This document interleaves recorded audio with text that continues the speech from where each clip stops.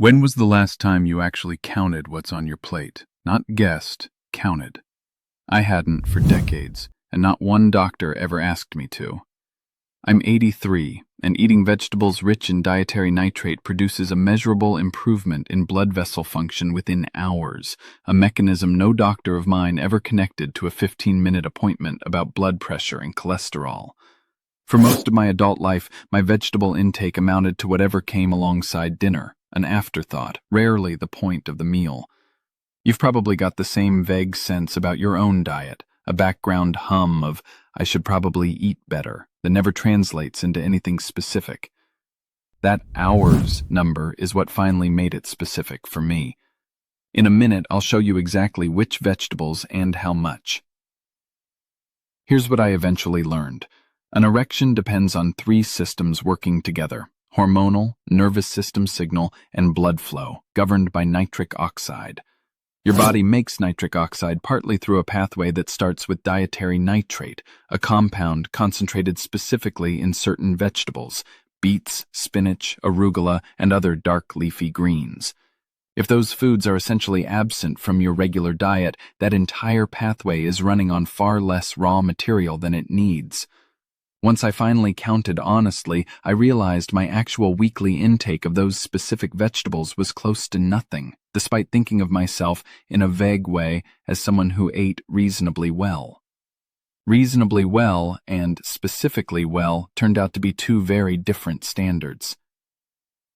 These days, I have noticeably more energy than I did before I actually looked at what I was eating honestly. I've started doing yard work that used to exhaust me by mid-morning, now finishing entire projects before lunch without needing a long break. I'm not telling you that to brag. I'm telling you because the missing piece wasn't some rare deficiency. It was ordinary produce I'd simply never prioritized. If you'd asked me directly whether my diet was good, I would have said, fine, I guess. The kind of answer that sounds honest but is really just avoidance dressed up as modesty. Here's what reframed everything. The blood vessels involved here are some of the smallest in your entire circulatory system, smaller than the ones feeding your heart, so circulation issues tend to show up here first. Researchers who study this treat it as a meaningful early signal. It's one of the reasons doctors who specialize in this area often say that erectile difficulty can act as an early warning sign for cardiovascular problems elsewhere in the body, sometimes showing up years before a heart problem would otherwise become obvious through any other symptom. For 3 years, I slept 3 feet away from my wife, and it felt like 300 miles. She'd fall asleep first. I'd lie there staring at the ceiling, wide awake, feeling like a roommate in my own marriage. I thought something was wrong with me. It wasn't weakness, and it wasn't just age. Here's what no one ever sits a man down to explain. This isn't about willpower. It's about specific systems in your body quietly losing steam year after year while nobody tells you it's even happening. The pills my doctor handed me gave me headaches, made my chest feel tight, and honestly, they made me feel like I needed a pill just to feel like a man. I wasn't willing to live like that. There's a gentler way to bring those systems back, without any of that. At 83, my wife and I aren't roommates anymore. I'll show you exactly what changed it in this video. And if you want the simple support I personally use, there's a free presentation linked in the description below. So here's what I actually changed. I started making vegetables rich in dietary nitrate the point of at least one meal a day, not an afterthought scattered around the plate. Beets, dark leafy greens. There's solid research on how dietary nitrate gets converted by bacteria in your mouth into nitric oxide, the exact molecule that opens up blood flow where it's needed. It costs less than almost anything else on this list, and it was sitting in the produce aisle my entire life. I made a specific rule for myself.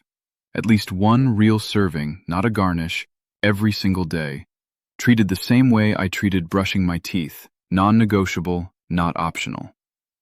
I added a few other pieces around it. A short walk most mornings in real daylight, supporting the same blood vessel lining from a different direction. Better sleep, since a good part of the hormonal piece of this rebuilds itself overnight. Less alcohol, since it undoes a fair amount of what the rest of the system builds. The rule itself is what made it stick, more than any single vegetable did. Eat healthier gives you nothing to actually check off at the end of the day. One real serving every day, no exceptions, gives you something you either did or didn't do, and that clarity turned out to matter more than I expected going in. My wife and I hosted a garden party last summer, hours of setup and hosting on my feet, and I was still moving chairs and cleaning up well after most guests had gone home. She mentioned, almost in passing, that she couldn't remember the last time I'd had that much stamina for something like that, and I hadn't either until she said it out loud. I think about a man named Raymond who wrote in, 79, who told me his own diet, when he actually counted honestly, included maybe one real vegetable serving a week, everything else being sides he barely touched. He said the honest counting was uncomfortable, but it was the first time anyone had made the absence specific enough to actually fix, rather than just another vague suggestion to eat healthier. Raymond told me he'd heard eat healthier from doctors for 2 decades without it ever once translating into a specific, actionable change. It took hearing exactly which vegetable and exactly why it mattered for this specific issue before the advice actually stuck. He said he now keeps a running list on his refrigerator of the specific foods tied to specific things he actually cares about, rather than a vague general goal to eat better. He told me that reframing alone, from generic to specific, was what finally turned 2 decades of well-meaning advice into something he actually followed. If you're on medication for blood pressure or your heart, please hear this clearly. Nothing here replaces your treatment. If you ever consider a nitrate-based supplement specifically, mention it to your doctor first. What I want you to walk away with is this. Sometimes what's working against you isn't a bad habit at all. It's an absence, something ordinary that was never quite important enough to actually prioritize, until you understand exactly what it's connected to. Absences are strange that way. A bad habit announces itself eventually, through some consequence you can trace back. An absence just sits there quietly, doing nothing dramatic, which is exactly why it can go unaddressed for decades without ever once raising an alarm loud enough to make you look at it directly. Your erections don't disappear just because you got older. They fade when the systems behind them, blood flow, nitric oxide, hormones, energy, and recovery, slowly stop getting the support they need. Ignore that long enough, and it becomes harder to reverse. That's why I take this concentrated formula every morning. Not one ingredient trying to fix everything, but several working together to support circulation, energy, and drive from the inside out. It's a natural, doctor-backed protocol designed to support pathways your body already knows how to use. No prescription, nothing artificial. Stronger, present, confident again. And unlike the pills I tried, I didn't feel disconnected from my own body. No headaches, just steady, gradual change. My wife noticed before I even said a word. The presentation is linked right below this video. It won't replace your doctor or a healthy lifestyle. It's simply there to support your body. At 83, my wife and I aren't roommates anymore, and it's not too late for you. Eat healthier gives you nothing to actually check off at the end of a day. It's vague enough to feel like a plan while functioning as nothing more than a wish.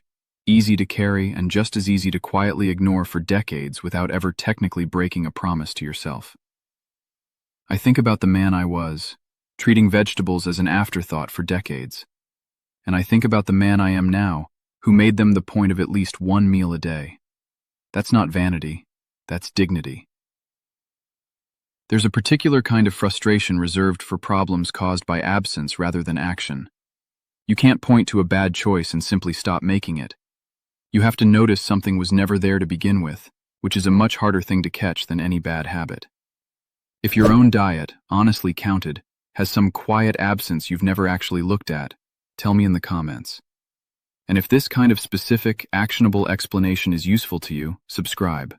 There's more of this ahead.